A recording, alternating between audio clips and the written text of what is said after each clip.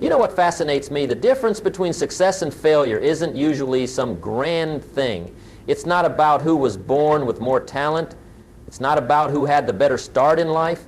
It's about something much simpler. It's about who shows up day after day, regardless of how they feel. That's discipline. And discipline will beat motivation every single time. I want to talk to you today about something that changed my life. It wasn't a secret formula. It wasn't a get-rich-quick scheme. It was understanding that discipline beats motivation every single time. You see, I used to be like most people. I'd wait until I felt motivated to do something important. I'd wait for that spark, that feeling, that surge of energy, and sometimes it would come. I'd have these amazing days where I'd accomplish more in 24 hours than I had in the previous week. But then what happened? The feeling would fade, and I'd be right back where I started, waiting for motivation to strike again like lightning. That's when my mentor, Earl Shove, taught me something I never forgot. He said, "Jim, don't wait to be motivated. Waiting is a poor strategy for success." And he was right. The moment I understood that discipline, not motivation, was the key to success, everything changed for me. Let's talk about motivation first. What is it really? Motivation is that feeling you get when you're excited about something. It's that internal spark that makes you want to take action. It's the emotion that drives you forward, at least temporarily. And motivation feels wonderful. When you're motivated, you feel unstoppable. You have energy, you have clarity, you have drive. And in those moments of high motivation, you can accomplish remarkable things. But here's the problem with motivation. It's unreliable. It comes and goes like the weather. Some days you wake up and feel like you can conquer the world. Other days you can barely get out of bed. Motivation is fickle. It's inconsistent. It's emotion. And that's why building your success on motivation is like building your house on sand. The first strong wind, the first challenge, the first obstacle, and your foundation starts to crumble. I've watched thousands of people over the years start businesses, begin diets, launch savings plans, all fueled by motivation. And you know what happens to most of them? Within weeks, sometimes even days, that initial motivation fades. And when it does, so does their progress. You can't rely on motivation because motivation isn't a strategy, it's a feeling. And feelings change, they fluctuate, they're unpredictable. Now let's contrast that with discipline. What is discipline, really? Discipline is doing what needs to be done, whether you feel like it or not. Discipline is showing up every day, not just on the days when you're excited.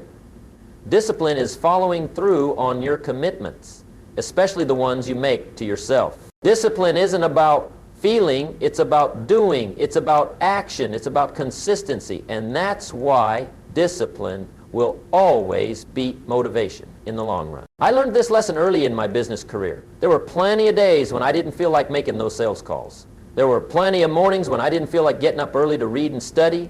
There were plenty of evenings when I didn't feel like reviewing my goals and planning for the next day, but I did it anyway.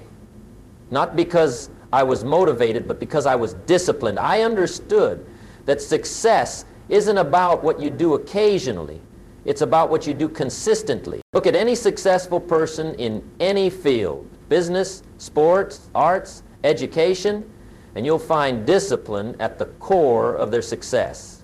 The champion athlete who trains when others are sleeping. The successful entrepreneur who works on their business when others are watching TV. The accomplished musician who practices when others are partying. These people aren't always motivated. They have the same ups and downs as everyone else. But they have something that sets them apart.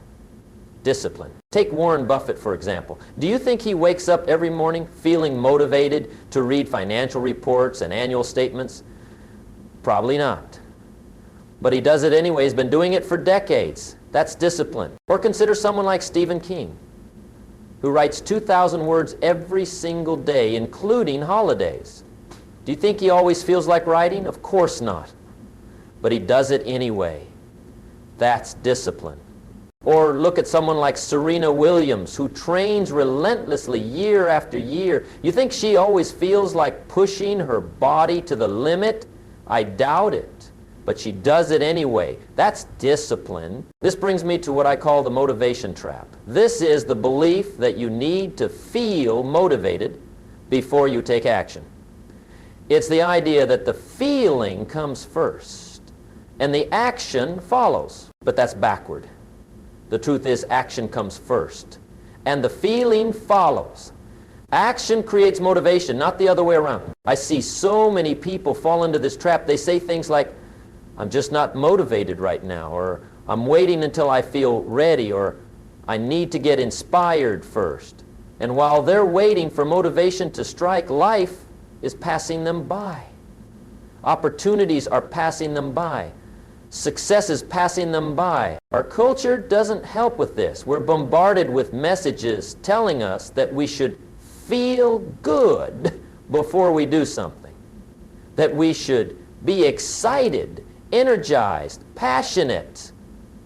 The self-help industry, which I'm a part of, sometimes contributes to this problem by focusing too much on how to get motivated and not enough on how to stay disciplined. The reality is, if you wait until you feel like doing something, you may be waiting forever.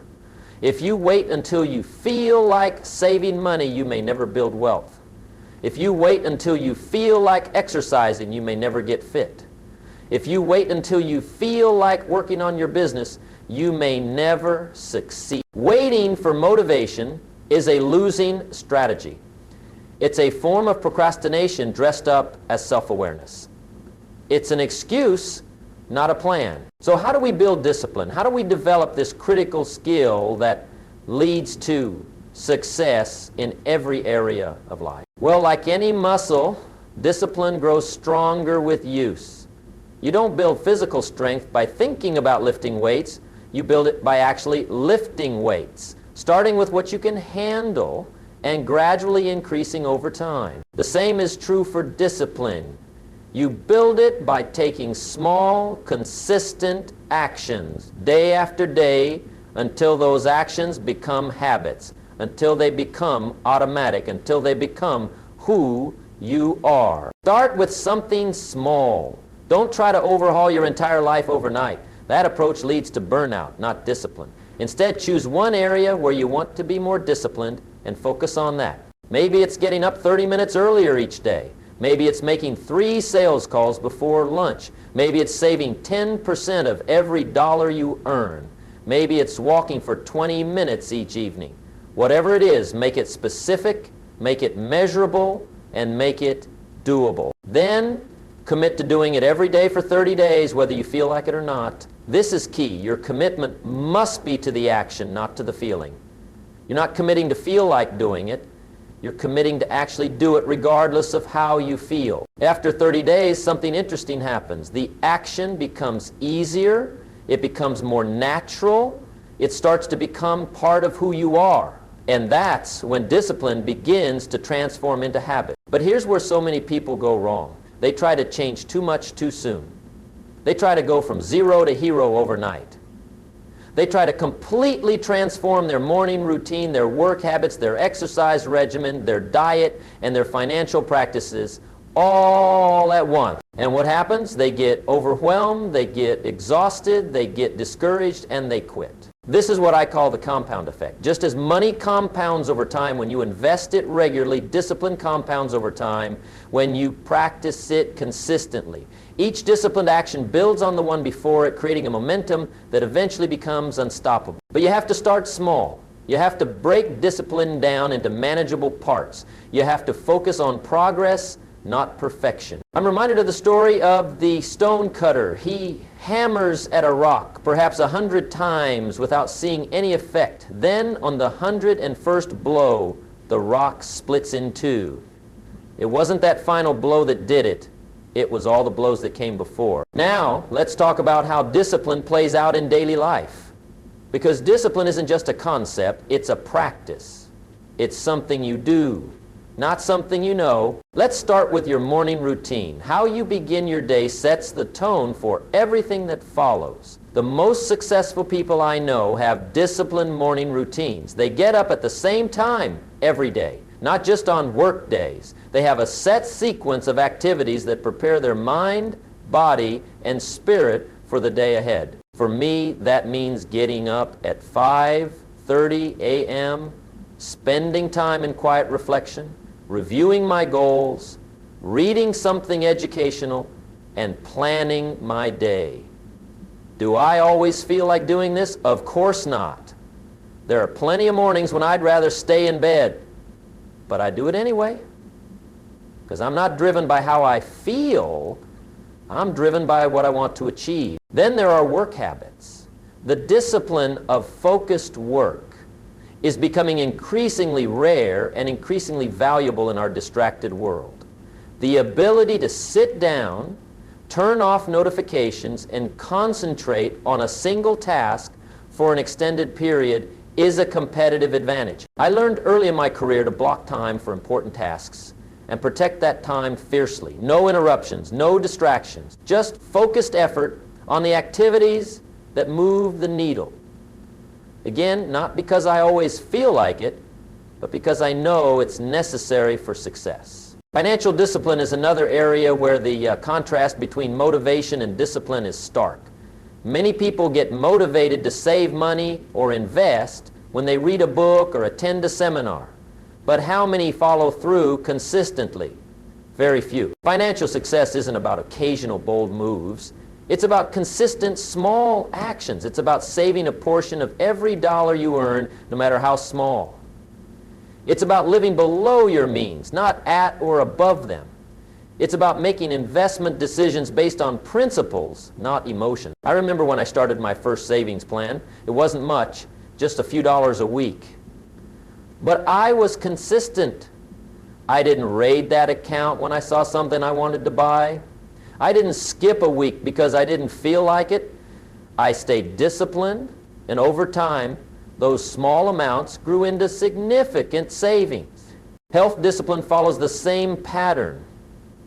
It's not about crash diets or intense workout programs that you can't sustain.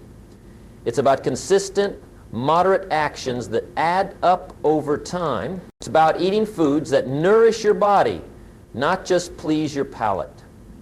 It's about moving your body regularly, not just when you feel energetic. It's about getting adequate sleep, not just when you're exhausted. It's about managing stress, not just when you're overwhelmed. These aren't exciting practices. They're not trendy. They're not glamorous. But they work, and they work because they don't rely on motivation.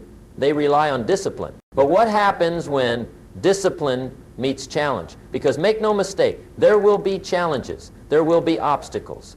There will be days when everything seems to go wrong. There will be seasons of life that test your resolve. This is where the difference between motivation and discipline becomes most apparent.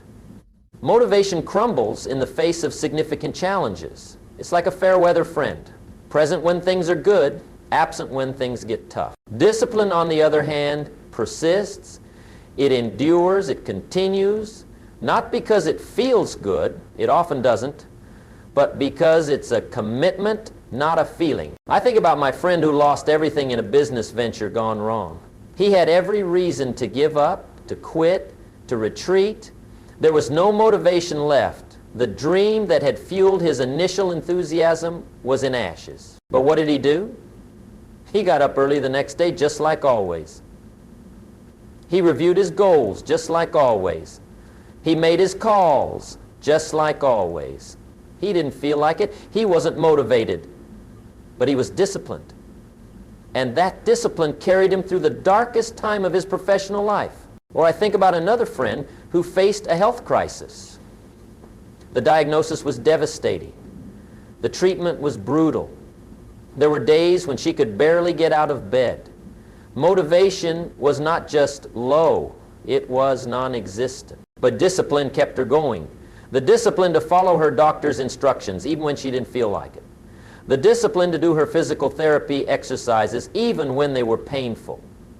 The discipline to maintain a positive outlook even when circumstances suggested otherwise. These are extreme examples, but they illustrate a critical point.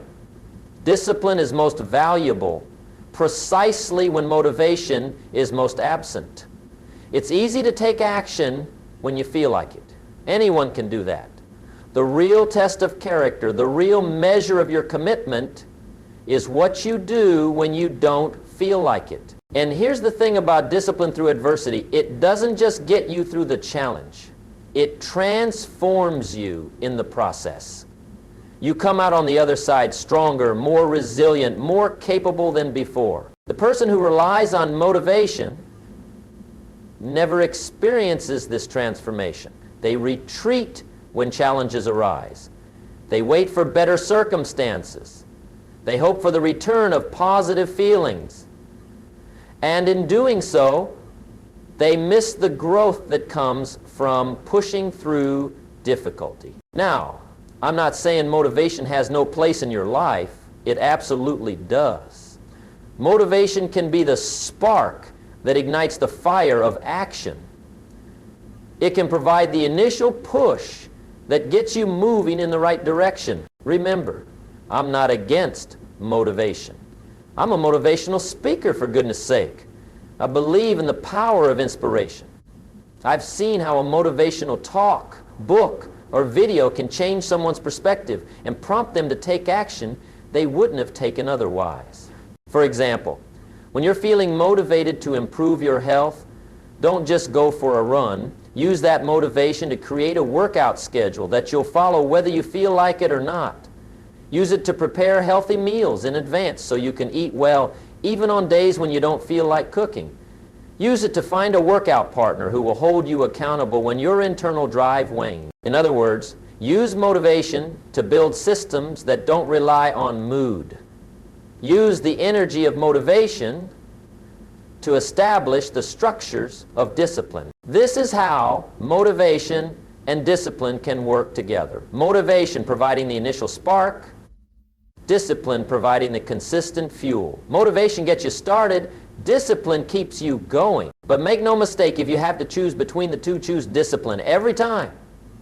Because a person with discipline but no motivation will accomplish far more than a person with motivation but no discipline. The disciplined person will show up every day, do what needs to be done, and make steady progress. The motivated but undisciplined person will start strong, fade quickly, and ultimately achieve very little. I've been teaching these principles for decades, and one question I often get is how to teach discipline to others, to children, to employees, to team members. It's a great question because discipline isn't just valuable for individuals. It's valuable for families, organizations, communities. The first and most important way to teach discipline is to model it. Children learn more from what you do than from what you say. Employees take their cues from leaders' actions, not their words. If you want others to be disciplined, you must be disciplined first. Show the young people in your life what it looks like to keep commitments, especially those you make to yourself. Let them see you reading when you plan to read, exercising when you plan to exercise, working when you plan to work, even when you don't feel like it. Second, teach discipline by breaking it down into simple, manageable parts. Don't overwhelm others with expectations of perfect discipline in all areas at once. Focus on one area, one habit, one practice at a time. With my own children, I started with simple disciplines, making their beds each morning, completing homework before play, saving a portion of their allowance. These weren't big things, but they established the pattern of discipline that would serve them well in bigger things later. Third, recognize and reinforce disciplined behavior when you see it. Don't just take it for granted. Acknowledge it, celebrate it. Not with lavish praise or excessive rewards that create external motivation, but with specific recognition that reinforces the value of the discipline itself. I noticed you got up and went for your run even though it was raining. That kind of discipline will serve you well. I saw that you stayed late to finish that project even though you could have left it until tomorrow. That's the kind of commitment that sets you apart. Simple acknowledgments like these reinforce the value of discipline and encourage its continuation. Teaching discipline to others is one of the greatest gifts you can give them. It's more valuable than money, more lasting than material possessions. It's a gift that keeps giving throughout their lives, in every area of their lives. And that brings me to the rewards of discipline, because make no mistake, discipline is challenging. It requires effort. It demands sacrifice. But it also brings rewards that far outweigh its costs. I remember when I first started teaching wealth-building principles. Some people would get excited about the potential, but only a few would follow through with the discipline required. Years later, I would run into them again.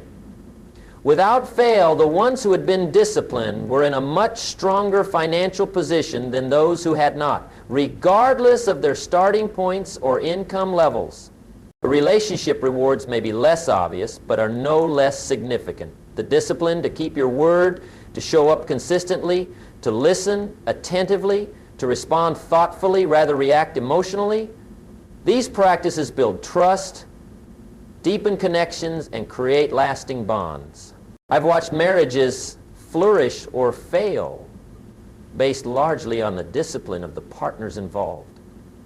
Not their initial feelings for each other, not their compatibility, not their circumstances, but their discipline to work on the relationship consistently, even when it's difficult, even when they don't feel like it. Health rewards are both immediate and long-term. The discipline of regular exercise, balanced nutrition, adequate sleep, and stress management pays dividends in energy, mood, and capacity today, and in longevity and quality of life tomorrow. I've had the privilege of living long enough to see the stark contrast between my friends who maintain health disciplines throughout their lives and those who did not.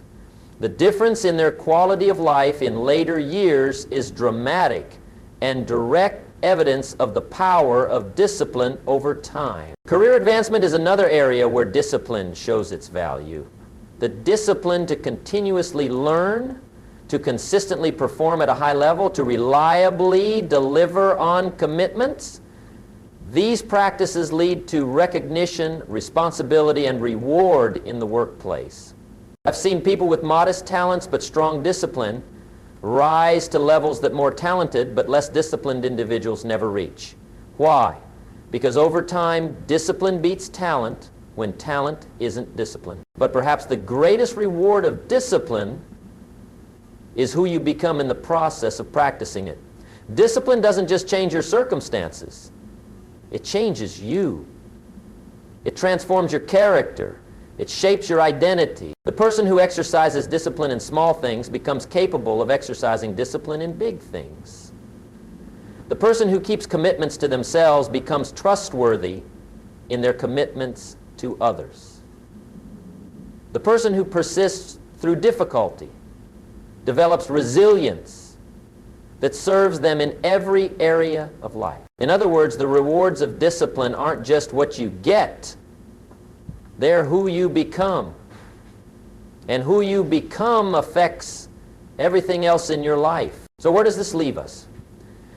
What's the takeaway from this discussion of discipline versus motivation? Let me suggest a few key points to remember. First, don't wait for motivation. Start with discipline. Take action first and the feelings will follow. Don't make your actions dependent on your emotions. Make your emotions serve your actions. Second, start small but be consistent. Don't try to transform your entire life overnight. Choose one area, one habit, one practice, and commit to it fully. Let that success build your capacity for discipline in other areas. Third, use motivation strategically. When you feel motivated, use that energy to establish systems and habits that will sustain you when motivation fades. Don't waste motivation on temporary efforts. Invest it in lasting discipline. Fourth, anticipate and prepare for challenges. Know that there will be days, even seasons, when discipline is especially difficult. Have strategies in place for those times. accountability partners, reminders of your why, simplified versions of your disciplines that you can fall back on when full compliance isn't possible. Fifth, focus on progress, not perfection. Discipline isn't about never failing. It's about getting back up when you do. It's about consistency over time, not flawlessness at each moment. And finally, remember that discipline is a practice, not a destination. It's something you do, not something you achieve. It's a lifelong commitment to showing up, doing what matters, and following through, regardless of how you feel in the moment. The choice between discipline and motivation isn't really a choice at all. Motivation is something that happens to you. Discipline is something you choose. Motivation is passive. Discipline is active. Motivation is occasional. Discipline is consistent. And in the end, it's not motivation that will determine your success in business, relationships, health, or any other area of life. It's discipline.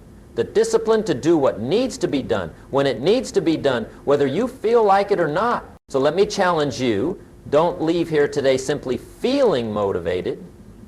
Use that motivation to establish one discipline in your life that will move you toward your goals. Make it specific, make it measurable, then commit to that discipline for the next 30 days, regardless of how you feel. When you don't feel like doing it, do it anyway. When you're tired, do it anyway. When you're busy, do it anyway.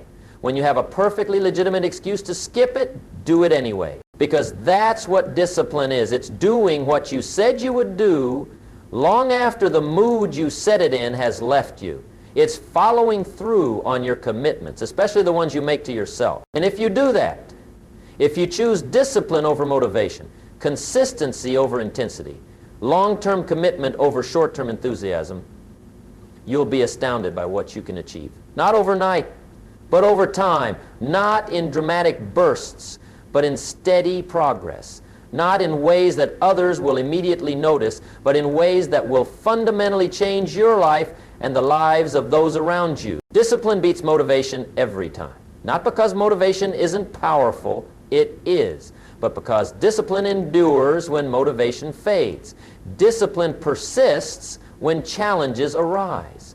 Discipline delivers when circumstances change. So choose discipline, practice discipline, become disciplined, and watch as that simple choice, that daily practice, that core value transforms everything else in your life. That's my message to you today. Not just to motivate you, but to challenge you. Not just to inspire you, but to equip you. Not just to make you feel good, but to help you do good, consistently, reliably, disciplinedly. Because in the end, that's what will make the difference in your life. Not how you feel on your best days, but what you do on your worst days. Not the heights of your motivation, but the consistency of your discipline. Choose discipline over motivation every day in every area, without exception, and I promise you it will be one of the best choices you ever make.